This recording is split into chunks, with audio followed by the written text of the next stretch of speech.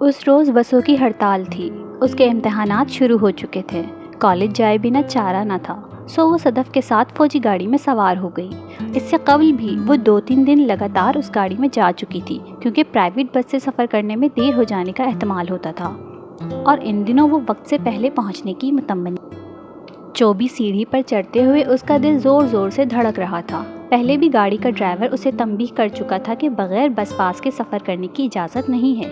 وہ سمٹی ہوئی اور کسی قدر چھپ کر بیٹھی تھی جب سیڑھی کو سیٹ کے نیچے رکھتے ہوئے آدمی کی نظر اس پر جم گئی۔ آپ پھر آ گئی ہو؟ پہلے بھی منع کیا تھا آپ کو، اس نے کرختگی سے کہا۔ پیپرز ہو رہے ہیں اور آج بسوں کی ہڑتال ہے۔ آج جانے کی اجازت دے دیں، کل نہیں آئے گی، صدف جلدی سے بولی تھی۔ نہیں بی بی، ہمیں اجازت نہیں ہے اوپر سے۔ کارڈ رکھے بغیر کوئی لڑکی اس گاڑی میں نہیں جا سکتی، پہلے اس کا کارڈ بنواؤ۔ چلو بی بی، نیچے اتر جاؤ۔ وہ دوبارہ سیڑھی کو زمین پر ٹکانے لگا۔ عائشہ نے متذبذب نظروں سے صدف کو دیکھا۔ انکل، بڑی زیادتی ہے یہ، ایک دن جانے سے کیا قیامت آ جائے گی؟ آخری بار جانے دیں، کل اگر آئے تو بے شک اتار دیجیے گا۔ بحث نہ کرو بی بی، میں نے بتایا نا ہمیں اجازت نہیں ہے، ہم بالکل نہیں لے کر جا سکتے۔ اس کی جگہ کسی میجر کی بہن ہوتی، کرنل بریگیڈیئر کی بیٹی ہوتی تو میں دیکھتی کیسے اتارتے آپ۔ آپ کو ذرا بھی احساس نہیں، اس کا پیپر رہ جائے گا۔ بس تو کوئی ہے نہیں آج، پیدل چل کر جائے گی کیا یہ؟ اس بار صدف کی بات کا اس نے کوئی جواب نہیں دیا تھا، لیکن اس کی خاموشی کا مطلب یہ نہیں تھا کہ عائشہ کو سفر کرنے کی اجازت مل گئی تھی۔ اس کے چہرے کی کرختگی ہنوز برقرار تھی، اور وہ سیڑھی کے ڈنڈے پر ہاتھ دھرے یوں جھکا ہوا تھا جیسے عائشہ کے اترنے کا منتظر ہو تاکہ سیڑھی کو واپس کھینچ سکے۔ سبکی اور پریشانی کے ملے جلے احساسات نے عائشہ کے اعصاب کو بری طرح نرغے میں لے لیا تھا۔ صدف نے ہونٹ بھینچتے ہوئے کندھے اچکا دیے تھے، جو اس بات کا اشارہ تھا کہ وہ اتر جائے۔ وہ سر جھکائے ہوئے اٹھی اور نیچے اتر آئی۔ اس کے سوا وہ کر بھی کیا سکتی تھی؟ سرمئی سڑک ویران پڑی تھی۔ اکا دکا سائیکل سوار، موٹر سائیکل والے اور پیدل چلنے والے پھیلی ہوئی بیرونگی کو شکست دینے میں ناکام تھے۔ اسے اپنے حلق میں نمک کا کھارا ذائقہ محسوس ہوا تھا۔ کچھ دیر وہ یوں ہی بے مقصد سڑک کے کنارے کھڑی رہی تھی۔ واپسی کے لیے مڑتے ہوئے اس نے ایک کار کو اپنے قریب رکتے دیکھا تھا۔ یہاں کیوں کھڑی ہو عائشہ؟ میری کی آواز پر اس کے اٹھتے قدم تھم گئے تھے۔ ڈرائیونگ سیٹ پر اونیل تھا۔ آج تو پہیا جام ہڑتال ہے نا؟ اس نے کہا تو اونیل نے خفیف سا سر ہلا دیا۔ تم کس کا انتظار کر رہی ہو؟ بس تو آج نہیں ملے گی، چلو تم ہمارے ساتھ آ جاؤ۔ اونیل نے بازو لمبا کر کے پچھلی سیٹ کا دروازہ کھول دیا تھا۔ اس کے پیر سختی سے زمین کے ساتھ جڑ گئے۔ اجی شاید تھوڑی دیر میں ادھر سے گزرے گا، میں اس کے ساتھ چلی جاؤں گی۔ پتہ نہیں کب گزرے گا وہ، تمہارا پیپر بھی تو ہے آج، وقت کم رہ گیا ہے۔ چلو بیٹھ جاؤ، میں تمہیں اغوا تو نہیں کر کے لے جاؤں گی، نہ ہی مجھے کوئی چھوت کی بیماری ہے جس سے تم خوفزدہ ہو۔ میری کے لہجے میں مخفی چبھن اس سے چھپی نہیں رہ سکی تھی۔ اونیل نے اس سارے عرصے میں ایک بار بھی اس کی طرف نہیں دیکھا تھا۔ شاید اب تک ریسٹورنٹ والا واقعہ اس کے ذہن سے محو نہیں ہوا تھا۔ میں چلی جاؤں گی، آپ جائیں، اجی مجھے چھوڑ آئے گا۔ اس نے انداز میں قطعیت پیدا کرنے کی کوشش کی۔ میری نے تعصب سے اسے دیکھا۔ عائشہ، مجھے پتا ہے اجی تمہیں چھوڑنے نہیں جائے گا، یقیناً آرمی کی گاڑی سے تمہیں اتار دیا گیا ہوگا۔ میری سمجھ میں نہیں آتا ہمارے ساتھ جانے سے تم کیوں کترا رہی ہو؟ بیٹھ جاؤ، اگر تم ضد کر رہی ہو تو میں بھی ضد پر اتر آئی ہوں، تمہیں لے کر ہی جاؤں گی۔ بیٹھو اندر۔ اس کا اصرار اتنا بڑھا کہ مجبوراً عائشہ کو بیٹھنا پڑا۔ اس کے بیٹھتے ہی اونیل نیچے اترا اور گھوم کر میری کی طرف آتے ہوئے بولا، آج تم ڈرائیو کرو، میں تمہارے ساتھ نہیں بیٹھوں گا، نہ ہی تمہیں ہدایات دوں گا۔ اپنی مرضی سے گاڑی چلاؤ، سڑک خالی پڑی ہے، آج تمہارا راج ہوگا۔ وہ عائشہ کے ساتھ پچھلی نشست پر بیٹھ گیا تو میری گردن موڑ کر پرجوش لہجے میں بولی، میں اکیلی ڈرائیو کروں گی؟ ہاں تم اکیلی، اس کے بغیر تو میں اعتماد نہیں آ سکتا۔ عائشہ نے مضطرب ہو کر پہلو بدلا تھا۔ میں آگے بیٹھ جاتی ہوں آپ کے ساتھ۔ نہیں پلیز، تم وہیں بیٹھی رہو، مجھے گھبراہٹ ہوگی اس طرح۔ اس نے ڈرائیونگ سیٹ پر کھسک کر اسٹیئرنگ سنبھال لیا۔ کار ایک جھٹکے سے سڑک پر پھسلنے لگی تھی۔ میری کا چہرہ جوش سے تمتمانے لگا تھا۔ کچھ دیر بعد عائشہ کو محسوس ہوا کہ اونیل کی نظریں اس پر مرتکز تھیں۔ وہ سمٹ کر کونے میں دبک گئی تھی۔ میری پہلی بار آزادی سے ڈرائیو کرنے پر اتنی خوش تھی کہ اسے کسی اور چیز کا ہوش ہی نہ تھا۔ جھلستی نظروں کے ارتکاز سے گھبرا کر اس نے دوپٹے کا پلو پیشانی سے نیچے کھینچ لیا تھا۔ دل میں دعا مانگ رہی تھی کہ یہ سفر جلد سے جلد ختم ہو جائے۔ اپنی غلطی پر شدید پچھتاوا ہو رہا تھا۔ معاً اس نے اونیل کے ہاتھ کو کسی سانپ کی مانند سیٹ پر رینگتے دیکھا۔ اس کا دل اچھل کر حلق میں آ گیا۔ وہ سمٹ کر کھڑکی کے ساتھ لگ گئی۔ ہاتھ کی حرکت نہیں تھمی تھی، وہ مسلسل اس کی طرف بڑھ رہا تھا۔ پھر کلبلاتی انگلیوں نے اس کے گھٹنے کو چھو لیا تھا۔ اس کا وجود جھکڑوں کی ضد میں آ گیا۔ نہ جانے اس میں کہاں سے اتنی ہمت آ گئی کہ اس نے اونیل کے منہ پر تھپڑ مار دیا۔ گاڑی رک گئی تھی۔ اس کے دل کی دھڑکن بھی شاید چند ثانیوں کے لیے تھمی تھی۔ میری حیرت کی زیادتی سے مسک چہرہ لیے پیچھے دیکھ رہی تھی۔ اونیل نے چلاتے ہوئے ہاتھ بڑھا کر ڈور لاک کھینچا اور اسے باہر دھکیل دیا۔ یو بلڈی بچ، تمہاری اتنی جرت، میں دیکھ لوں گا تمہیں، یو ہار۔ مغلظات بکتا ہوا وہ نیچے اترا اور میری کو ہاتھ سے پرے دھکیل کر ڈرائیونگ سیٹ پر بیٹھ گیا۔ گاڑی ایک ہچکولا کھا کر آگے بڑھ گئی تھی۔ وہ سر تپا کانپ رہی تھی۔ لرزیدہ ٹانگیں اس کے جسم کا بوجھ اٹھانے سے قاصر تھیں۔ گھر کی طرف جاتے ہوئے وہ یوں لڑکھڑا رہی تھی جیسے اس کے قدموں تلے ٹھوس زمین کے بجائے پانی کا فرش بچھا ہو۔ اونیل کی بات سن کر اس کی آنکھیں بے یقینی سے پھیل گئیں۔ پلیز اونیل، تم اتنا غصہ مت کرو، لعنت بھیجو ساری بات پر، مجھے تم پر اعتبار ہے۔ عائشہ کا دماغ خراب ہے، نارمل نہیں ہے وہ۔ میرا بھی دماغ خراب ہے، اس نے میری انسلٹ کی ہے، میں کسی طرح بھول نہیں سکتا۔ آئی سویئر میرا ہاتھ غلطی سے ٹچ ہو گیا، میں نے جان بوجھ کر نہیں کیا۔ وہ مجھ سے پوچھ سکتی تھی کہ ایسا کیوں ہوا، مگر اس نے، میں اسے معاف نہیں کروں گا، چاہے کچھ ہو جائے، اسے نہیں چھوڑوں گا۔ میں یہ نہیں کر سکتی اونیل، وہ اب مجھ سے نہیں ملے گی، وہ تو پہلے ہی مجھ سے نہیں ملتی تھی۔ اس واقعے کے بعد تو سوال ہی پیدا نہیں ہوتا، میں کیا کر سکتی ہوں؟ یہ تو تمہیں کرنا ہی ہوگا، ہر قیمت پر، اس کے سوا کوئی چارہ نہیں ہے، تمہیں اسے لانا ہی ہوگا، کسی بھی طرح۔ اس نے سر اٹھا کر فلیم ٹری کے شعلہ رو پھولوں اور ان میں سے جھانکتی ہوئی آسمان کی نیلاہٹ کو دیکھا۔ یہ امتزاج ایسا تھا جیسے کسی کبودی کٹھالی میں سونا پگھل رہا ہو۔ ہم کوئی اور بات نہیں کر سکتے؟ میں تمہیں کچھ بتانا چاہتی ہوں۔ میں اس ایک بات کے سوا نہ کوئی بات سنوں گا اور نہ کروں گا، مجھے اس کے علاوہ کسی بھی چیز سے مطلب نہیں۔ تم اسے کب لاؤ گی؟ میں پریگننٹ ہوں اونیل، اور میں اس بات کو مزید چھپا نہیں سکتی۔ تم فوراً اس شادی کو ڈکلیئر کر دو، ورنہ کچھ دنوں میں میرا جسم خود لوگوں کو بتا دے گا۔ کالج میں میرے لیے پہلے ہی بہت حقارت پائی جاتی ہے، لڑکیاں مجھے بدکردار اور آوارہ سمجھتی ہیں۔ اس کا خیال تھا اونیل یہ خبر سن کر خوشی سے اچھل پڑے گا، پیار سے اس کی پیشانی پر بوسہ دے گا، لیکن اس کی توقع کے برعکس وہ ساکت بیٹھا رہا۔ اس کے چہرے کے تنے ہوئے عضلات میں ذرا سی بھی لچک پیدا نہیں ہوئی۔ جب وہ بولا تو اس کی آواز کی کرختگی کچھ اور بڑھ چکی تھی۔ تم نے میری بات کا جواب نہیں دیا، اسے کب تک لا رہی ہو تم؟ اسے دھچکا لگا تھا، اونیل اس قدر بیگانگی کیسے برت سکتا تھا؟ تمہیں خوشی نہیں ہوئی؟ تم ایک بچے کے باپ بننے والے ہو، جو میں نے پوچھا ہے اس کا جواب دو۔ صدمے سے اس کا دماغ معاف ہونے لگا۔ تم اس کے ساتھ کیا کرو گے؟ اس کے ساتھ کچھ نہیں ہوگا، اسے کوئی نقصان نہیں پہنچاؤں گا۔ میں صرف ایک بار اسے اپنے رحم کرم پر دیکھنا چاہتا ہوں، اسے احساس دلانا چاہتا ہوں کہ مجھے تھپڑ مار کر اس نے کتنی سنگین غلطی کی ہے۔ میں اس کی آنکھوں میں خوف اور بے بسی دیکھنا چاہتا ہوں، اور کچھ نہیں۔ میں اسے مجبور کروں گی، وہ تم سے معافی مانگ لے گی۔ میں ایک بات کو اتنی بار دہرانے کا عادی نہیں ہوں۔ تمہیں جو کہا ہے وہ کرو، اور بالکل ویسا ہی جیسے میں چاہتا ہوں، اس سے 1 انچ ادھر یا ادھر نہیں۔ نارنجی پھولوں میں دھوپ نے آگ لگا دی تھی۔ پھولوں کے جھرمٹ جو شعاؤں کی حدت سے سلگ رہے تھے، یکلخت بھڑک اٹھے۔ فلیم ٹری کی شاخوں پر مشعلیں جلنے لگی۔ یہ نہ کرو اونیل، پلیز یہ نہ کرو، وہ مر جائے گی۔ اس کے بعد میں کیا کہوں گی اس سے؟ خدا کے لیے اسے معاف کر دو، مجھے پتا ہے تم نے کوئی غلطی نہیں کی، میں تمہیں بے قصور سمجھتی ہوں، پھر تم کس لیے ایسا کر رہے ہو؟ میں آخری بار پوچھ رہا ہوں، ہاں یا نہ میں جواب، جو بھی تمہاری مرضی ہے بتا دو، لیکن ایک لفظ میں، اس سے زیادہ کچھ نہ کہنا۔ نہ جانے کتنی دیر وہ سر جھکائے سبز گھاس کو گھورتی رہی، بوجھل ساعتیں کسی اپاہج کی طرح گھسٹ رہی تھی۔ پھر منو وزنی گردن بمشکل سیدھی کرتے ہوئے وہ بولی، نہیں۔ اونیل کین چیئر سے اٹھ کر کھڑا ہو گیا۔ ٹھیک ہے، میں تمہیں چھوڑ دوں گا۔ اس نے یہ جملہ اتنی آسانی سے ادا کیا تھا جیسے کوئی کہہ دے، میں سگریٹ نوشی ترک کر دوں گا۔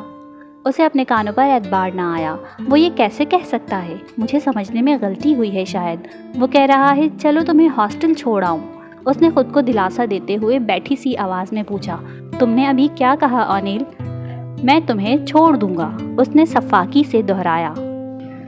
کبودی کٹھالی میں پگھلتا ہوا سونا کناروں سے ابل کر اس کے وجود پر برسنے لگا۔ دہکتی آگ کے چھینٹے پڑنے سے آبلے بننے لگے۔ تم نے اپنے ڈاکیومنٹس دیکھے ہیں؟ ان پر تمہارا کیا نام لکھا ہے؟ تم جتنے بھی ہاتھ پاؤں مار لو، ثابت نہیں کر سکتی کہ تم مسلم ہو۔ ہمارے نکاح کا ثبوت بھی تمہارے پاس نہیں ہے۔ اس بچے کے بارے میں سوچا ہے تم نے؟ تم جس قدر مرضی چیخو چلاؤ، اسے ناجائز ہی سمجھا جائے گا۔ لوگ تمہیں پتھر ماریں گے، تم پر تھوکیں گے۔ اپنی ماں کے پاس بھی تو نہیں جا سکتی تم۔ ذرا سوچو تم کہاں کھڑی ہو۔ میں تمہیں چھوڑ دوں تو کیا ہو جاؤ گی تم؟ تمہارے پاس کوئی راستہ نہیں ہے۔ میں نے جو کہا ہے وہ تمہیں کرنا ہی پڑے گا۔ اچھی طرح سوچو۔ اسے دہکتے الاؤ میں جھونک کر وہ چلا گیا تھا۔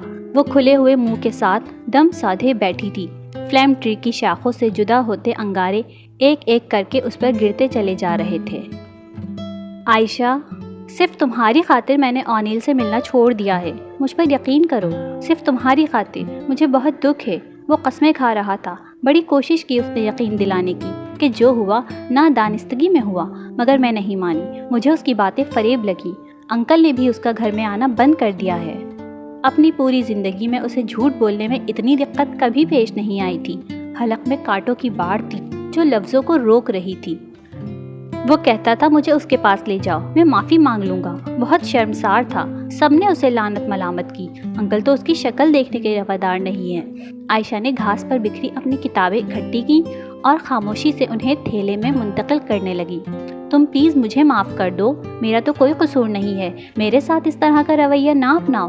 کئی راتوں سے میں سو نہیں سکی۔ اس کی گھٹیا حرکت کی سزا مجھے نہ دو۔ میں خود کو مجرم سمجھتی ہوں۔ میں بہت شرمندہ ہوں۔ عائشہ اٹھ کر جانے لگی تو اس نے منت بھرے انداز میں اس کا ہاتھ پکڑ لیا۔ مجھے بتاؤ میں نے کیا ہے؟ تمہاری آنکھوں میں اپنے لیے نفرت دیکھ کر میں زمین میں گڑ جاتی ہوں۔ کاش میں نے اس دن تمہیں لفٹ نہ دی ہوتی۔ میری وجہ سے تم پیپر میں ایبسنٹ ہو گئیں۔ پروموٹ تو کر دیا جائے گا، لیکن کتنا افسوس ہوگا تمہیں کلاس ٹیسٹ میں۔ ہسٹری میں تمہارے سیکنڈ ہائیسٹ مارکس آئے تھے۔ سارے سال کی محنت اکارت گئی۔ آئی ایم ویری سوری، تمہارے ساتھ اچھا نہیں ہوا۔ عائشہ نے اس کی طرف دیکھے بنا نرمی سے اس کا ہاتھ ہٹایا اور رخ پھیر کر چلی گئی۔ وہ گھاس کی پتیاں نوچنے لگی۔ ککروندے کے لمبی پتیوں والے زرد پھولوں پر منڈلاتے بھنوروں کے بے چین پروں کی تھرتھراہٹ اس کے کان میں گھسی جا رہی تھی۔ گلے مخمل کے پودوں سے لہو نچڑ رہا تھا۔ اس نے سر کے بالوں کو مٹھیوں میں جکڑتے ہوئے ایک طویل سانس لینے کی کوشش کی۔ اس کا حلق ایسی بنجر زمین کی مانند خشک ہو رہا تھا جسے صدیوں سے بارش کی ایک بوند نصیب نہ ہوئی ہو۔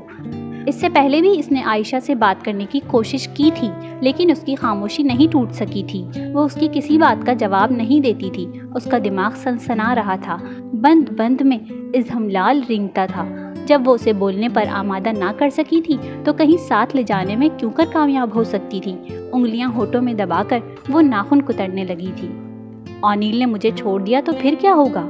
اس پھر کیا ہوگا سے آگے سوچ کا تپتا صحرا تھا، جس میں تا دیر بھٹکنے کے بعد وہ پیروں میں آبلوں کی کسک اور آنکھوں میں ریت کی چبھن کے سوا کچھ نہیں پا سکی تھی۔ 4th ایئر کی کلاسز شروع ہو گئی تھیں۔ اس نے فون پر ابا کو ہسٹری کے پیپر کے بارے میں مطلع کر دیا تھا۔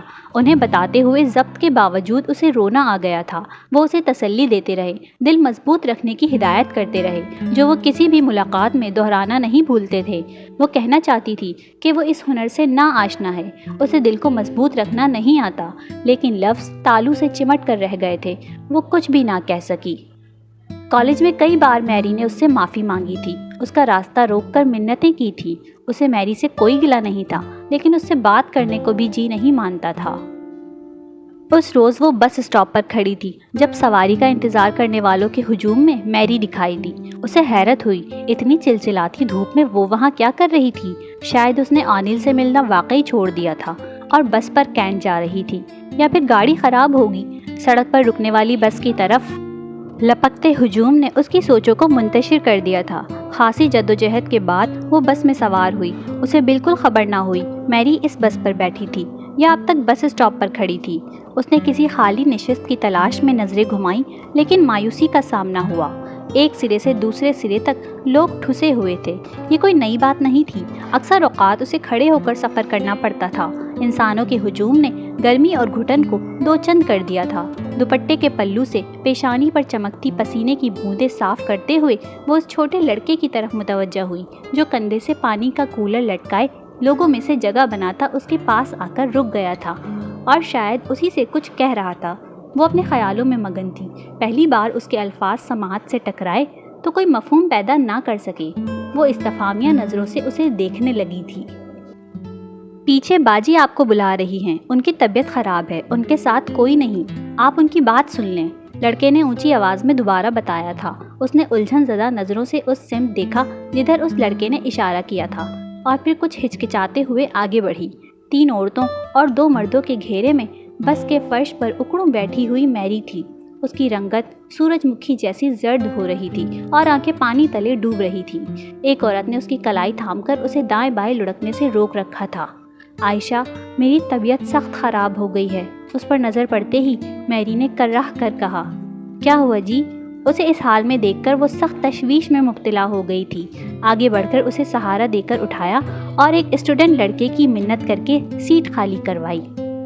یہاں بیٹھ جائیں آرام سے۔ وہ خود اس کے ساتھ کھڑی ہو گئی۔ میری کے کملائے ہوئے چہرے پر پسینے کی بوندیں پھیل رہی تھیں۔ میں نے کینٹین سے برگر لے کر کھایا تھا، ذائقہ کچھ عجیب سا تھا۔ بھوک بہت لگی تھی اس لیے کھا لیا۔ شاید اس میں کوئی چیز باسی تھی۔ لگتا ہے مجھے فوڈ پوائزننگ ہو گئی ہے۔ معدے میں سخت گھٹن ہو رہی ہے، روحانسی ہو رہی تھی۔ آپ نے کبھی اس طرح گرمی میں بس کا سفر نہیں کیا نا، اس لیے دل گھبرا گیا ہے۔ حوصلہ کریں جی، کینٹ تو آنے ہی والا ہے۔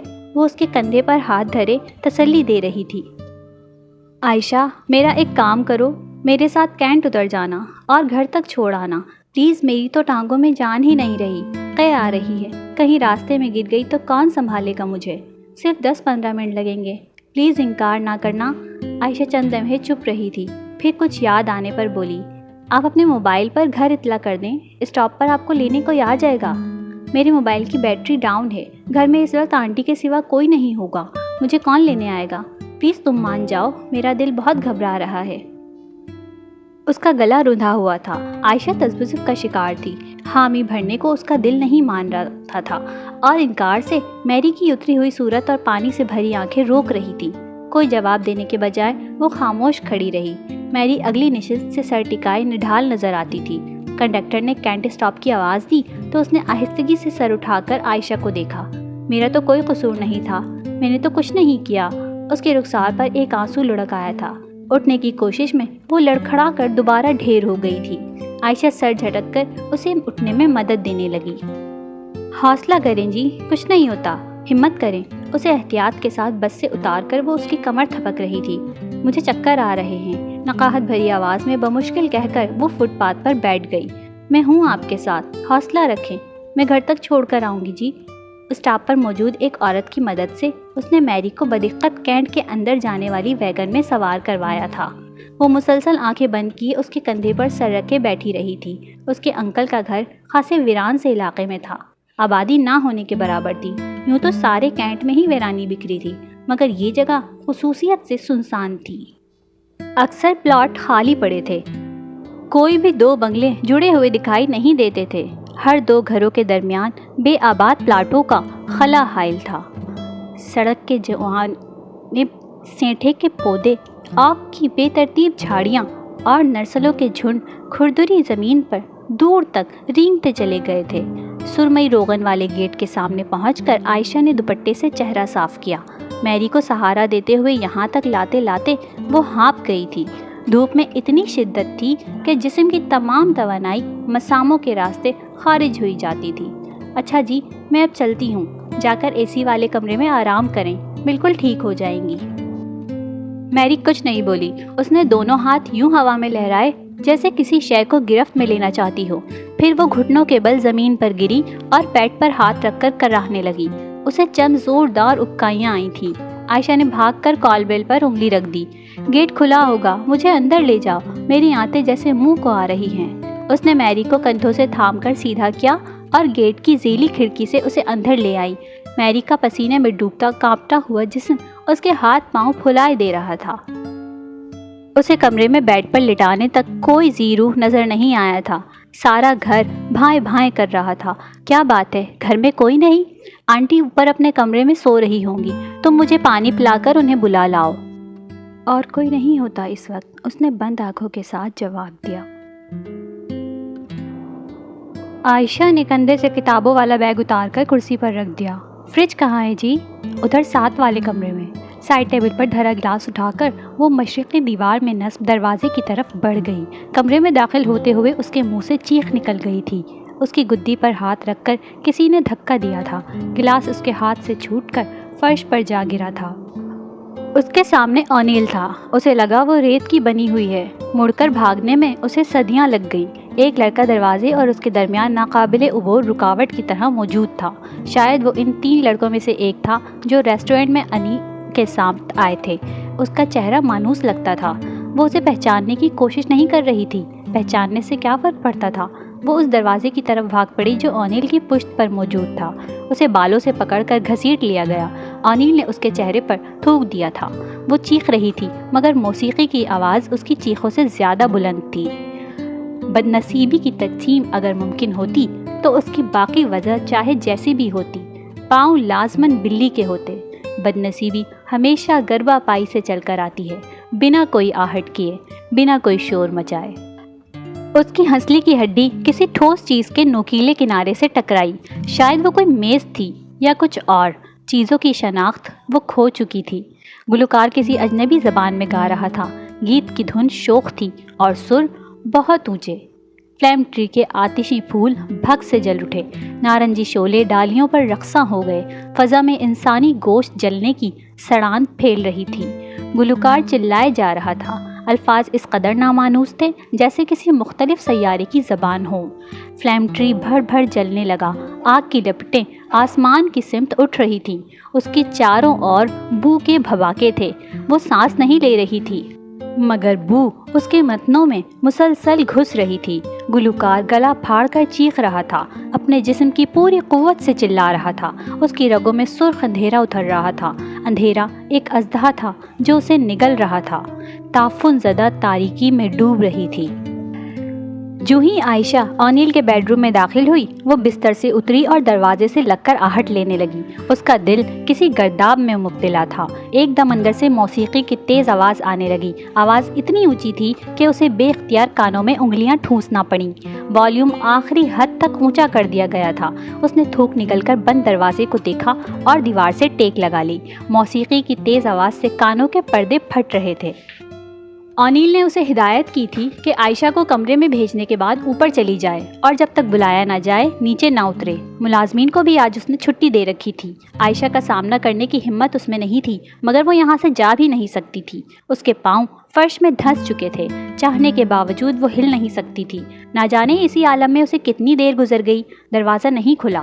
بے ہنگم شور دماغ کی نسوں کو شکنجے میں کس کر بل دیتا رہا۔ اسے لگ رہا تھا کچھ دیر اور دروازہ نہ کھلا تو وہ پاگل ہو جائے گی۔ پھر اس نے خود کو دستک دیتے پایا تھا۔ لہجہ بلہجہ اس کے ہاتھوں کی جنبش میں وحشت آتی جا رہی تھی۔ اس کی ہتھیلیاں شل ہونے لگیں، کلائیوں کی رگیں ٹوٹنے لگیں اور وہ دروازے پر ضربیں لگاتی رہی۔ شاید دستک کی آواز اس شور میں اپنی وجود کا معمولی سا احساس دلانے میں بھی ناکام تھی مگر وہ کچھ سوچے سمجھے بنا دروازہ بجاتی رہی۔ دروازہ نہیں کھلا تھا۔ اس کے بدن سے ساری توانائی نچڑ کر رہ گئی تھی۔ کچھ یاد آنے پر وہ بھاگتی ہوئی اونیل کے بیڈ روم کی کھڑکی کے سامنے آ گئی۔ اندر بتی بجھی ہوئی تھی۔ وہ باہر سے کچھ بھی نہیں دیکھ سکتی تھی، البتہ کمرے کے اندر سے اسے دیکھا جا سکتا تھا۔ وہ تیزی سے 2 قدم پیچھے ہٹ گئی۔ عائشہ کو اپنا چہرہ دکھانا اس کے بس کی بات نہیں تھی۔ دن کے اجالے میں بھی اسے چاروں طرف گھور تاریکی دکھائی دیتی تھی۔ کانپتی ہوئی انگلیوں کو آپس میں پیوست کیے اس کی نگاہ بلا ارادہ عقبی گیٹ کی طرف جانے والی روش پر گئی تھی۔ گیٹ سے ذرا ہٹ کر سکھ چین کے پیڑ تلے شیراز کی مرسڈیز کھڑی تھی۔ اسے کسی اندیکھی رکاوٹ سے ٹھوکر لگی۔ شیراز اونیل کے ساتھ ہے، وہ دونوں اندر ہیں۔ کسی ہاتھ نے اسے حلق سے گرفت میں لے لیا۔ اس کا سانس سینے کے اندر دم توڑنے لگا۔ موسیقی کی آواز ساری فضا پر چھائی ہوئی تھی۔ وہ ہر چیز سے بے پرواہ ہو کر کھڑکی کے سامنے آئی اور دونوں ہاتھ شیشے پر مارنے لگی۔ وہ حلق کے بل چیخ رہی تھی۔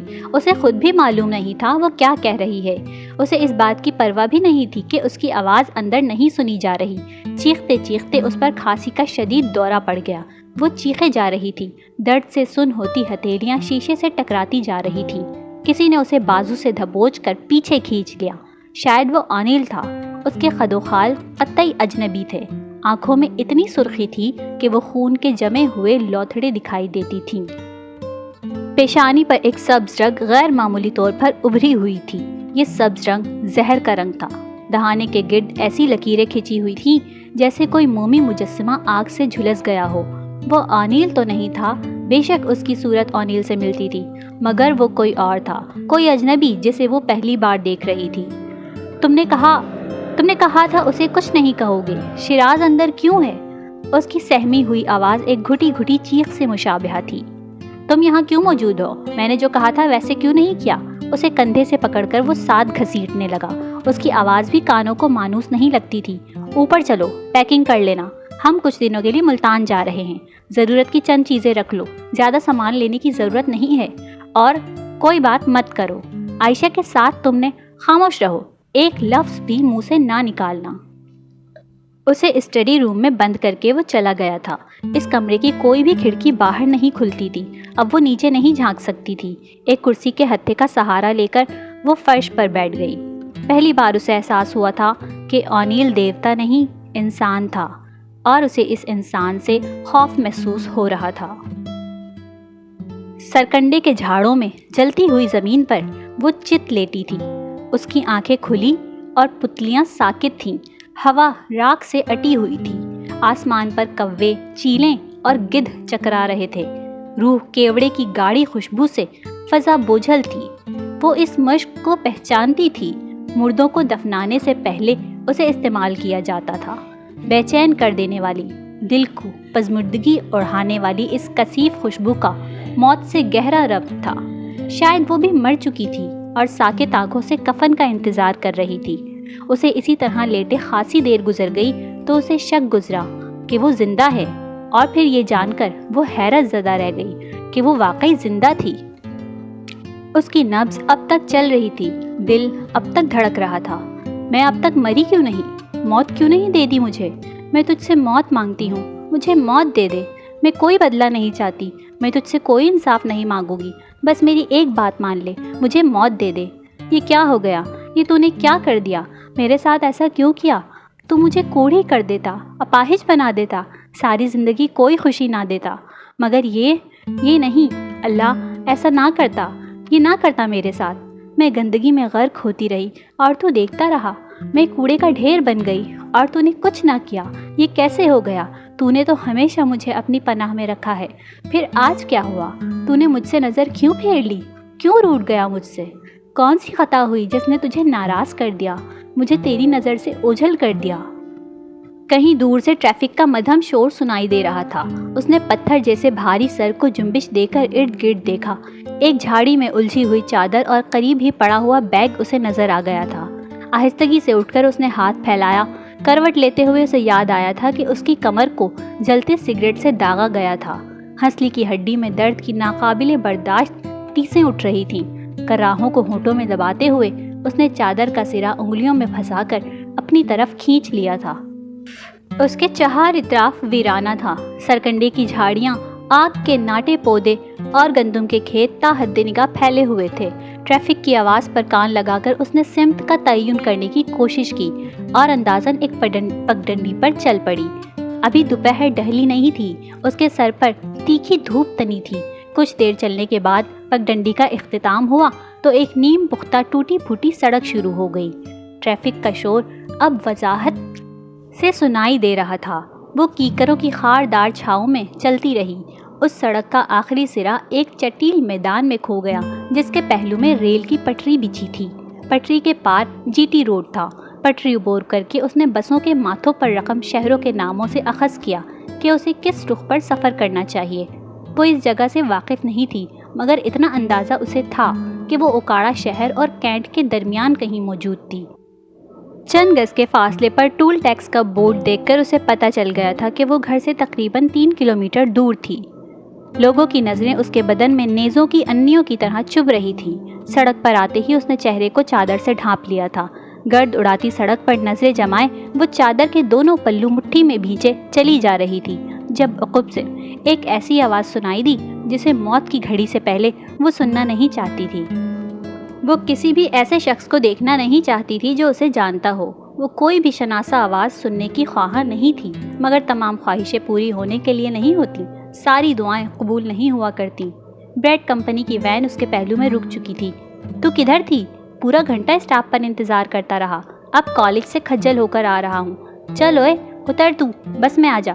اس نے ساتھ بیٹھے لڑکے کو اترنے کا اشارہ کیا۔ اس کے پیروں تلے پختہ سڑک تپتی ریت میں بدل گئی، سفید ریت جس کی تپش تلووں میں جذب ہو کر دماغ کو پگھلا دیتی ہے۔ وین کے اندر بیٹھتے ہوئے اسے یوں لگا تھا جیسے وہ کسی کٹہرے میں قدم رکھ رہی ہو۔ تو یہاں کیا کر رہی ہے؟ اتنی دیر ہو گئی آج؟ تجھے پتہ ہے گھر میں سب کتنے پریشان ہو رہے ہیں؟ کہیں تو…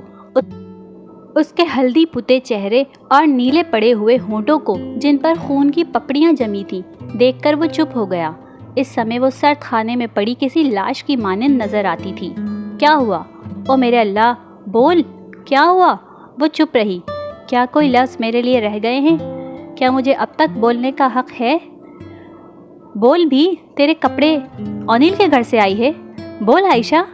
وہ اب بھی خاموش تھی۔ آج مجھے چپ کی مار نہ مار، بڑا چپ رہی ہے تو۔